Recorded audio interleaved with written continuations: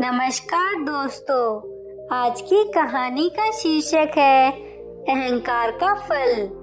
एक समय की बात है, एक गांव में एक मूर्तिकार रहता था। मूर्तिकला के प्रति अत्यधिक प्रेम के कारण उसने अपना संपूर्ण जीवन मूर्तिकला को समर्पित कर दिया था। परिणामतः वह इतना पारंगत हो गया था कि उसकी बनाई हर मूर्ति जीवंत प्रतीत होती थी। उसकी बनाई मूर्तियों को देखने वाला उसकी कला की भूरी भूरी प्रशंसा करता था। उसकी कला के चर्चे उसके गांव में ही नहीं बल्कि दूर दूर के नगर और गांव में होने लगे थे। ऐसी स्थिति में जैसा सामान्यतः होता है वैसा ही मूर्तिकार के साथ भी हुआ। उसके भीतर अहंकार की भावना जागृत हो गई। वह स्वयं को सर्वश्रेष्ठ मूर्तिकार मानने लगा। उम्र बढ़ने के साथ जब उसका अंत समय निकट आने लगा तो वह मृत्यु से बचने की युक्ति सोचने लगा। वह किसी भी तरह स्वयं को यमदूत की दृष्टि से बचाना चाहता था ताकि वह उसके प्राण न हर सके। अंततः उसे एक युक्ति सूझी गई। उसने अपनी बेमिसाल मूर्ति कला का प्रदर्शन करते हुए 10 मूर्तियों का निर्माण किया। वे सभी मूर्तियां देखने में हूबहू उसके समान थी। निर्मित होने के पश्चात सभी मूर्तियां इतनी जीवंत प्रतीत होने लगी कि मूर्तियों और मूर्तिकार में कोई अंतर ही ना रहा। मूर्तिकार उन मूर्तियों के मध्य जाकर बैठ गया। युक्ति अनुसार यमदूत का उसे इन मूर्तियों के मध्य पहचान पाना असंभव था। उसकी युक्ति कारगर भी सिद्ध हुई।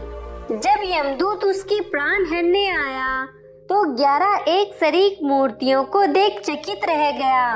वह उन मूर्तियों में अंतर कर पाने में असमर्थ था, किंतु उसे ज्ञात था कि इन्हीं मूर्तियों के मध्य मूर्तिकार छुपा बैठा है।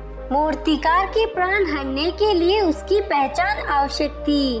उसके प्राण न हर पाने का अर्थ था प्रकृति के नियम के विरुद्ध जाना। प्रकृति के नियम के अनुसार मूर्तिकार का अंत समय आ चुका था।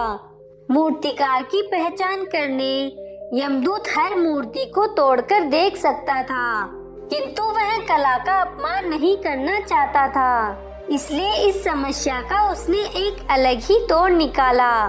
उसे मूर्तिकार के अहंकार का बोध था, अतः उसके अहंकार पर चोट करते हुए वह बोला, वास्तव में सब मूर्तियां कला और सौंदर्य का अद्भुत संगम है, किंतु मूर्तिकार एक त्रुटि कर बैठा। यदि वो मेरे सम्मुख होता तो मैं उसे उस त्रुटि से अवगत करा पाता। अपनी मूर्ति में त्रुटि की बात सुन अहंकारी मूर्तिकार का अहंकार जाग गया। उससे रहा नहीं गया और झट से अपने स्थान से उठ बैठा और यमदूत से बोला, त्रुटि असंभव। मेरी बनाई मूर्तियां सर्वदा त्रुटिहीन होती है। यमदूत की युक्ति काम कर चुकी थी।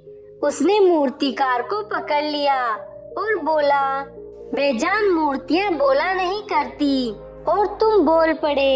यही तुम्हारी त्रुटि है कि अपने अहंकार पर तुम्हारा कोई वश नहीं है। यमदूत मूर्तिकार के प्राण हर यमलोक वापस चला गया।